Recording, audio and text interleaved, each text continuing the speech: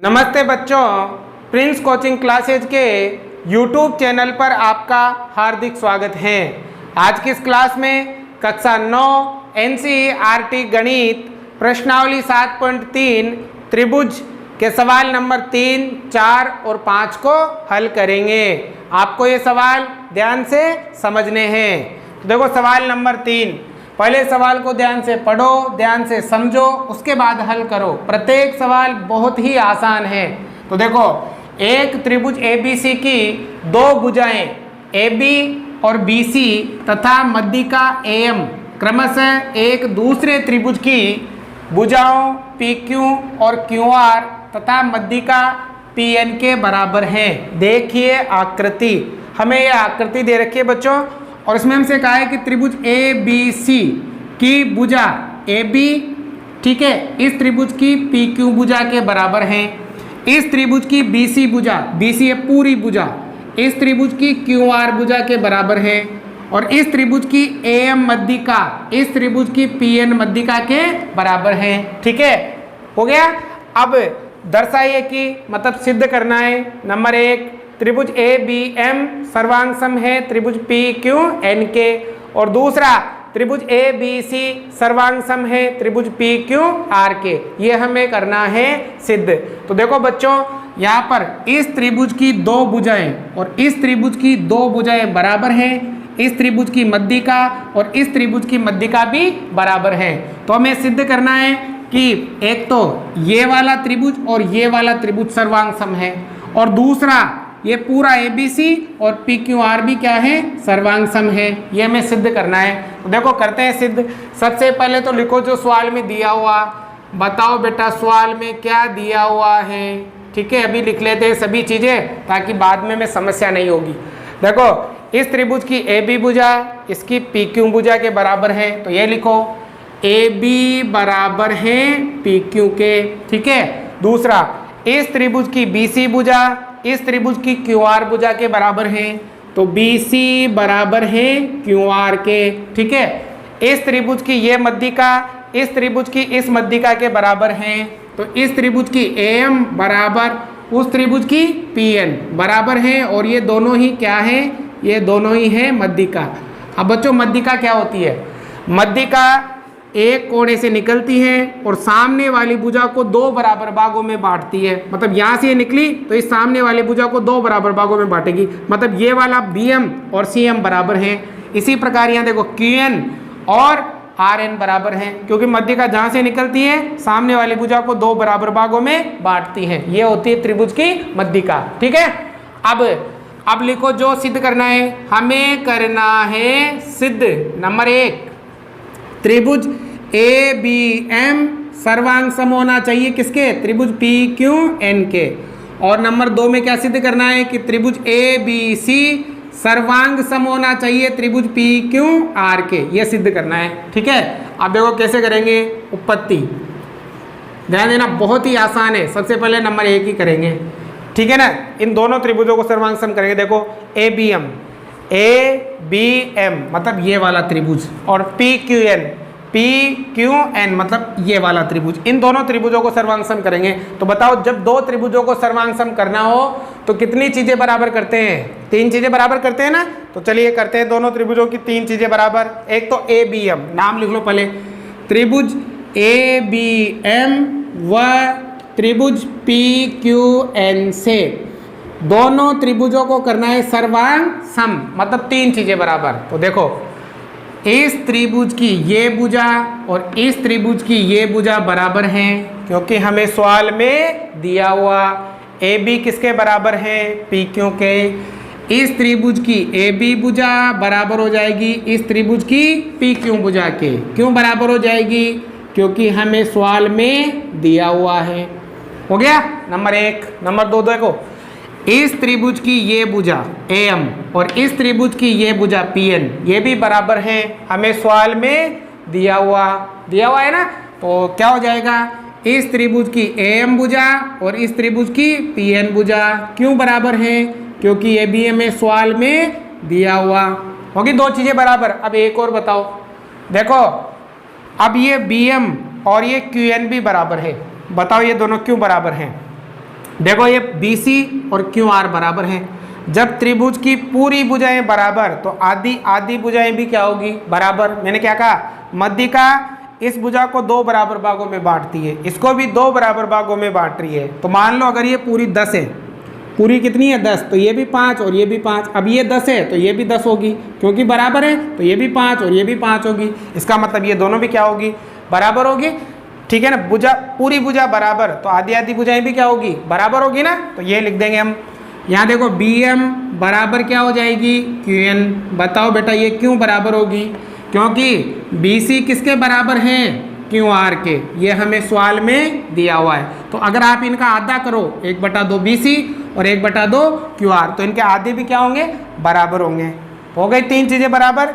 जिन 2 त्रिभुजों की 3 चीजें बराबर हो, दोनों त्रिभुज कैसे होते हैं, सर्वांग सम। अब नियम कौन सा, देखो ये भी भुजा, ये भी भुजा और ये भी भुजा, तो तीनों भुजा हैं। तो S S S, side side side, सर्वांग सम नियम द्वारा हम कह सकते हैं त्रिभुज ABM सर्वांग सम होगा त्रिभुज PQN के, इति सिद्धम। तो ये पहला हो गया सिद्ध, आपके समझ में आ गया ना। तो बच्चों अगर आपको 2 त्रिभुजों को सर्वांग सम करना हो तो आपको 2 चीजें तो सवाल में दे रखी होती है और एक आपको ढूंढनी पड़ती है। तो देखो अगर हम इन दोनों त्रिभुजों की बात करें तो ये और ये बराबर दे रखा था, ये और ये बराबर दे रखा था, और ये वाली हमने क्या करी, ढूंढी है ना। समझ में आ गया। अब देखो दूसरा त्रिभुज ABC सर्वांग सम किसके होना चाहिए, PQR के। अब ये पूरा बड़ा त्रिभुज इस पूरे बड़े त्रिभुज के बराबर करना है, तो हम लिखेंगे यहाँ त्रिभुज ABC व त्रिभुज PQR से। अब दोनों को भी सर्वांग सम करना है, मतलब 3 चीजें बराबर करनी है ना। तो सिंपल ही है।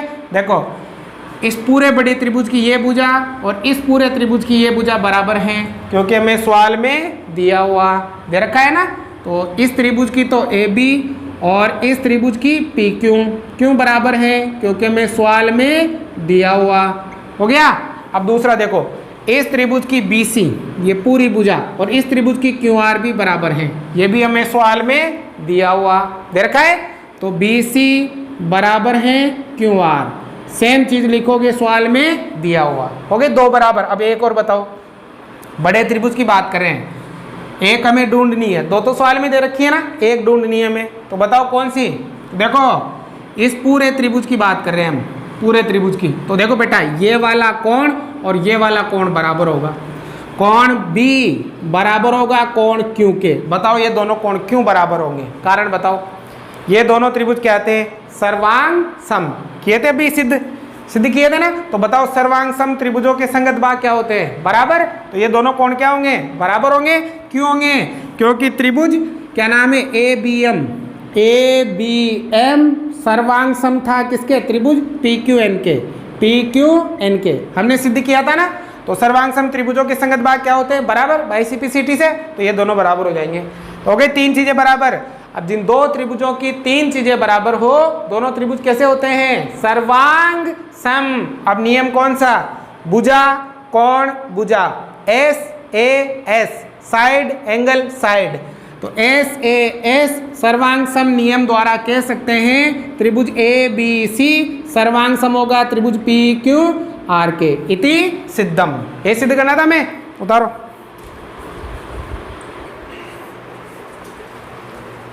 सवाल नंबर 4 ध्यान से समझना। BE और CF एक त्रिभुज ABC के 2 बराबर शीर्ष लंब हैं। RHS सर्वांग समता नियम का प्रयोग करके सिद्ध कीजिए कि त्रिभुज ABC एक समद्विबाहु त्रिभुज है। तो बच्चों यहाँ पर चित्र नहीं है, तो हम इसको चित्र के माध्यम से समझते हैं। इसने कहा है कि BE और CF एक त्रिभुज ABC के 2 बराबर शीर्ष लंब हैं। तो हम यहाँ पर त्रिभुज बना लेते हैं पहले तो देखो ये एक त्रिभुज है, इसका नाम है A, B और C। अब इस त्रिभुज में 2 बराबर शीर्ष लंब, एक तो B और एक CF है। तो देखो BE, तो ये B से निकलेगा, तो ये हो जाएगा आपके BE। शीर्ष लंब का मतलब होता है इधर से निकलेगा और इधर बनाएगा 90 डिग्री का कोण। हो गया शीर्ष लंब। अब दूसरा कौन सा है, CF, ये रहा C, तो यहाँ से निकलेगा और इधर सामने बनाएगा 90 डिग्री का कोण। ठीक है, ये हो गया 90 डिग्री का कोण। हो गया भाई। तो ये शीर्षलंब, एक शीर्षलंब ये है, और ये दोनों बराबर है, मतलब ये वाला और ये वाला बराबर है। RHS सर्वांग समता नियम का प्रयोग करके सिद्ध कीजिए कि त्रिभुज ABC एक समद्विबाहु त्रिभुज है। हमें RHS सर्वांग समता नियम का प्रयोग करके बताना है कि ये जो ABC है ये एक समद्विबाहु त्रिभुज है, मतलब इसकी दो भुजाओं को बराबर करना है, मतलब AB और AC को क्या करना है, बराबर करना है। तो देखो कैसे, ध्यान देना इधर। सबसे पहले तो हम लिखेंगे सवाल में दिया हुआ, बताओ बेटा क्या दिया हुआ है कि इस त्रिभुज ABC में दो बराबर शीर्षलंब है, मतलब BE और CF क्या है, बराबर हैं। तो ये लिखो पहले, BE बराबर है CF, है ना, दोनों बराबर है, ये B और CF, और साथ ही शीर्ष लंब है, मतलब BE तो किस पर लंब है, AC पर, BE लंब है AC पर, और CF किस पर लंब है, AB पर, CF लंब है AB पर, है ना, ये मैं दे रखा है। अब हमें करना है सिद्ध, क्या सिद्ध करना है कि त्रिभुज ABC एक समद्विबाहु त्रिभुज है, समद्विबाहु त्रिभुज है, समद्विबाहु त्रिभुज है मतलब दो भुजा बराबर करनी है, AB बराबर AC, ये लाना है हमें, ठीक है। तो कैसे लाएंगे, ध्यान देना इधर, उत्पत्ति, और विशेष तौर पे ये ध्यान रखना कि यहाँ पर आपको RHS सर्वांग समता नियम लगाना है, ठीक है। तो बच्चों RHS सर्वांग समता नियम कौन से त्रिभुज में लगता है, समकोण त्रिभुज में। जिस त्रिभुज का एक कोण 90 डिग्री का हो वो होता है समकोण त्रिभुज। तो यहाँ पर हमें समकोण त्रिभुज ढूंढने हैं, ठीक है। तो देखो यहाँ पर एक तो ये रहा समकोण और एक ये रहा समकोण, मतलब ये दो त्रिभुज हो गए ना दोनों, एक तो BCF और एक हो गया CBE। तो एक त्रिभुज तो लेना ये वाला और एक त्रिभुज लेना है ये वाला। मैं देखो लाल कलर से थोड़ा हाईलाइट कर देता हूँ इसको।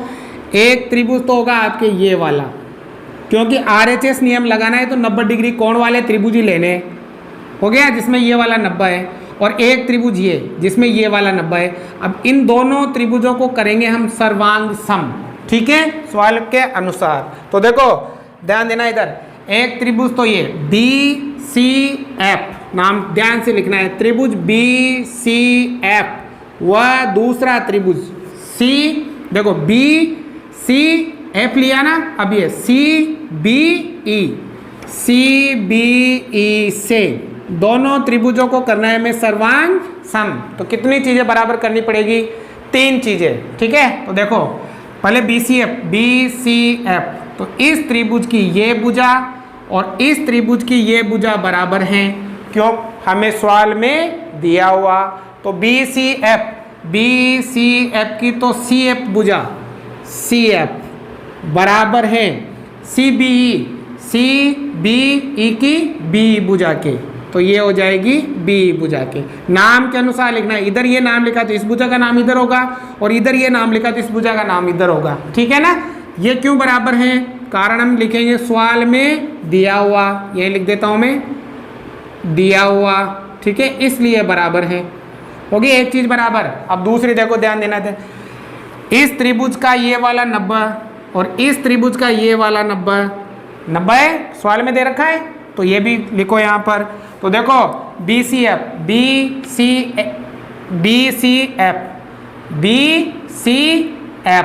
इसका F 90, तो कोण F बराबर इसका E 90, ठीक है। देखो F और E क्यों बराबर है, ये 90 डिग्री है, सवाल में दिया हुआ है। एक और बताओ, दो तो हमें दे रखी, दो तो लिख ली, अब एक हमें ढूंढनी है। तो देखो कौन सी, ये भुजा देखो BC भुजा पर ही ये वाला त्रिभुज बन रहा है और इसी भुजा पर ये वाला त्रिभुज बन रहा है, मतलब दोनों त्रिभुजों की एक ही भुजा है BC, है ना। BC इस त्रिभुज में भी है और BC इस त्रिभुज में भी है, तो दोनों त्रिभुजों की एक ही भुजा है, मतलब क्या है, उभयनिष्ठ है। तो हम लिखेंगे BC बराबर है BC, क्यों बराबर है, ये हो जाएगी आपके उभयनिष्ठ, हो गई 3 चीजें बराबर। अब जिन दो त्रिभुजों की 3 चीजें बराबर हो, दोनों त्रिभुज कैसे होते हैं, सर्वांग सम होते हैं। अब नियम कौन सा, देखो 90 डिग्री आ रहा है और 90 डिग्री के सामने कर्ण, 90 डिग्री के सामने कर्ण आ रहा है और एक अन्य भुजा आ रही है, एक कोण 90 डिग्री का हो, बराबर हो, कर्ण बराबर हो और एक अन्य भुजा बराबर हो, तो कौन सा नियम लगता है, RHS तो RHS सर्वांग समता नियम द्वारा कह सकते हैं कि त्रिभुज BCF सर्वांग सम है त्रिभुज CBE के। अगर बच्चों ये वाला त्रिभुज और ये वाला त्रिभुज सर्वांग सम है तो इनके सभी संगत भाग क्या होंगे? बराबर। मतलब इस त्रिभुज का ये वाला कोण और इस त्रिभुज का ये वाला कोण क्या होगा? बराबर। बराबर होगा। तो देखो BC क्या नाम है पहले BCF इस त्रिभुज का तो ये कोण और BCE इसका ये कोण बराबर होगा। तो कोण इसका तो कोण B और इसका कोण C बराबर होगा। क्यों बराबर होगा? बाय CPCT हो गया। CPCT हो गया ना। सर्वांग सम त्रिभुजों के सभी संगत भाग क्या होते हैं? बराबर। अब देखो ये दोनों कोण बराबर है। अब पूरा बड़ा त्रिभुज देखो ABC जिस त्रिभुज के दो कोण बराबर उस त्रिभुज की दो भुजा भी क्या होती है? बराबर। प्रमेय नंबर 7.3 मैंने आपसे पहले कहा था प्रमेय 7.2 और 7.3 को अच्छी तरह से पढ़ लो। पढ़ी थी ना हमने कि ये त्रिभुज है, अगर इसकी दो भुजा बराबर तो दो कोण भी क्या होते हैं? बराबर। अब दो कोण बराबर तो दो भुजा भी क्या होती है? बराबर होती है ना। तो देखो पूरे ABC में ये B वाला कोण C वाला कोण बराबर कर दिया हमने, तो ये AB और AC भुजा भी क्या होगी? बराबर। तो हम लिख देंगे AB बराबर होगी AC। क्यों बराबर होगी? कारण क्या लिखोगे? समान कोणों समान कोणों की सम्मुख भुजाएं। समान कोणों की सम्मुख भुजाएं क्या होती है? बराबर होती है। या आप प्रमेय 7.3 भी लिख सकते हो, होगी बराबर।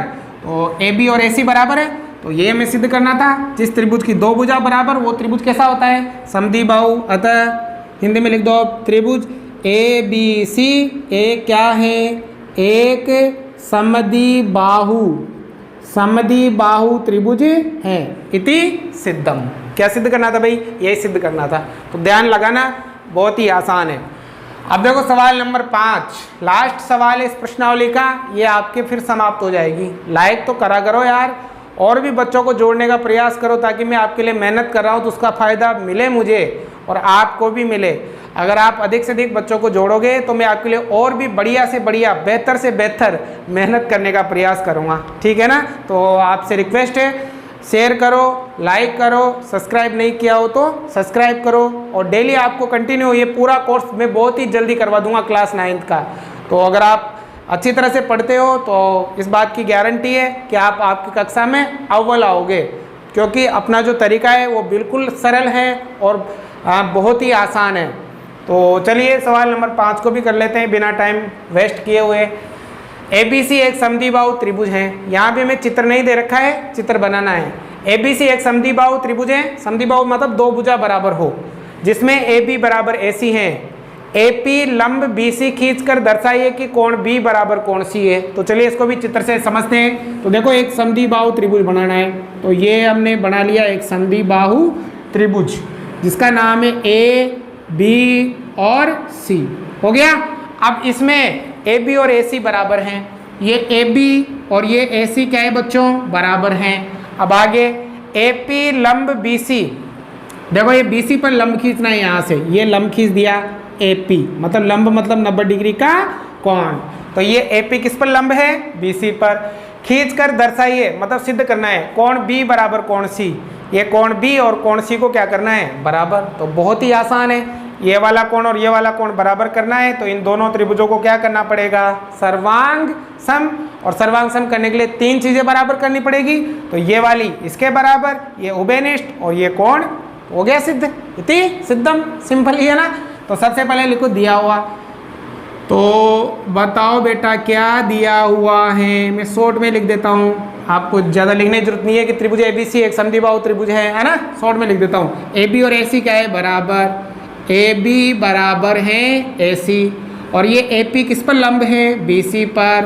AP लंब है BC पर। अब हमें करना है सिद्ध। क्या सिद्ध करना है? कि ये कोण B किसके बराबर है? कोण C के बराबर है। अब देखो उत्पत्ति में हमें करना पड़ेगा दो त्रिभुजों को सर्वांग सम, एक तो ए पी बी और एक ए पी सी। तो त्रिभुजों का नाम लिखो, त्रिभुज ए पी बी व त्रिभुज ए सी पी से। समझ में आ गया नाम, ए पी बी, तो उधर लिखेंगे ए पी सी। ठीक है, अब तीन चीजें बराबर करो भाई। तो इस त्रिभुज की ए बी भुजा और इस त्रिभुज की ए सी भुजा, तो ए बी किसके बराबर हैं, ए सी के, ये हमें सवाल में दिया हुआ। ठीक है, हो गया एक बराबर। अब दूसरी देखो, ये 1 नंबर और ये 2 नंबर है ना, कोणों के नंबर दे दो। तो 1 और 2 दोनों कोण बराबर है, क्योंकि ए पी किस पर लंब है, बी सी पर, 90 डिग्री है दोनों।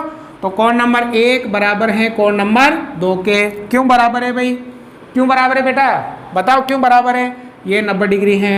ठीक है, अब तीसरी बताओ, तीसरी देखो, ये ए पी, ये इस त्रिभुज में भी है और इस त्रिभुज में भी है, तो ए पी बराबर है ए पी। क्यों बराबर है, ये हो जाएगी आपके उभयनिष्ठ, कॉमन हो जाएगी ना, उभयनिष्ठ भुजा है इसलिए बराबर है। तो तीन चीजें बराबर हो गई। तो जिन दो त्रिभुजों की तीन चीजें बराबर हो, दोनों त्रिभुज कैसे होते हैं, सर्वांग सम। अब नियम कौन सा, 5 नियम में से कौन सा नियम लगेगा, चलिए स्टार्ट करते हैं। भुजा भुजा कोण, तो एस एस ए, ऐसा कोई नियम नहीं होता, नहीं होता ना, एस एस ए या ए एस एस, ए दोनों कोई नियम नहीं होते, तो ये तो हम नहीं लगाएंगे। अब समझ जाओ, 90 डिग्री आ रहा है, 90 डिग्री के सामने कर्ण भी हैं और अन्य भुजा भी हैं, तो कौन सा लगेगा, आर एच एस। 90 डिग्री बराबर हो, कर्ण बराबर हो और एक अन्य भुजा बराबर हो, तो हमेशा नियम लगता है आर एच एस। तो नियम कौन सा, आर एच एस, सर्वांग समता नियम द्वारा कह सकते हैं त्रिभुज ए पी बी सर्वांग सम है त्रिभुज ए सी पी के।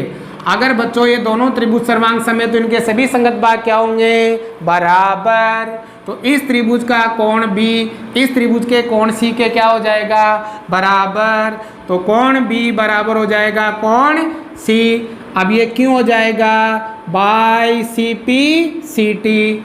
सर्वांग सम त्रिभुजों के सभी संगत भाग क्या होते हैं, बराबर। तो बच्चों आपके प्रश्नावली 7.3 कंप्लीट होती हैं। अगर आपको जल्दी जल्दी कोर्स पूरा करवाना है तो आप अधिक से अधिक लाइक करो, अधिक से अधिक शेयर करो, सब्सक्राइब करो। ठीक है, थैंक यू।